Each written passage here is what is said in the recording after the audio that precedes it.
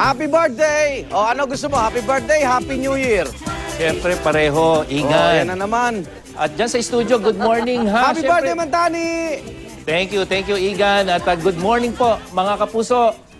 Maulap at mababa ang tsansa na mahinang ulan o ambon dito sa Metro Manila. Ngayong araw ng Biyernes, base po yan sa datos ng The Weather Company. Lalong-lalo na pagdating sa gabi, maaliwalas po ang gabi natin. At yung ating temperature, maximum temperature, pwede pong bumaba ng 28 degrees Celsius. So medyo mas malamig mga kapuso. At mas maayos sa panahon ang aasahan natin ngayong weekend. Medyo maulap sa dating ng Sabado. Pero pagdating ng Linggo, ang ganda ng panahon mga kapuso.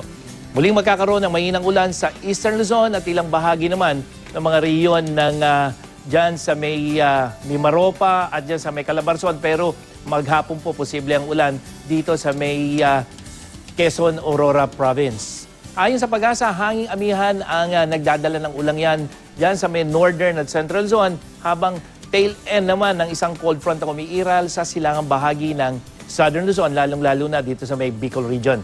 At silipin po natin ang magiging lagay ng panahon sa Baguio City, yung mga pupunta riyan.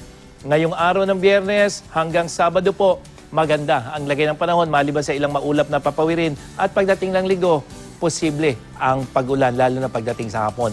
At base pa rin sa datos ng The Weather Company, may ulan muli dyan sa Visayas, lalo na sa eastern section, Samar, Leyte provinces. Umaga pa lamang po makakaranas ng mahina hanggang katamtamang ulan. Pero pagdating ng hapon, maaaring may ulan dyan sa western at central section ng Cebu. At sa mga papasyal ngayon sa Queen City of the South, Cebu City, asahan po ang mga pagulan, lalong-lalo na pagdating ng hapon. Pero sa Sabado at Linggo, mas magandang lagay ng panahon mga kapuso. Delikadong maglayag ang maliliit na sakyang pandagat dyan sa northern seaboard ng Northern Luzon at eastern seaboard sa Visayas at dyan po, lalo na dyan sa may Luzon, ayon sa Pag-asa, ito'y sanhingan ng paglakas ng hanging habagat o hanging amihan.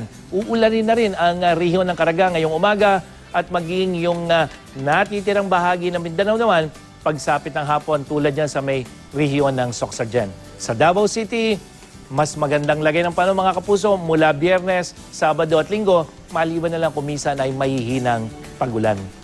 Yan ang latest mula sa GMA Weather. Ako po si Nathaniel Cruz. Magplano para sigurado. I am ready. Serbisyong totoo ng GMA News.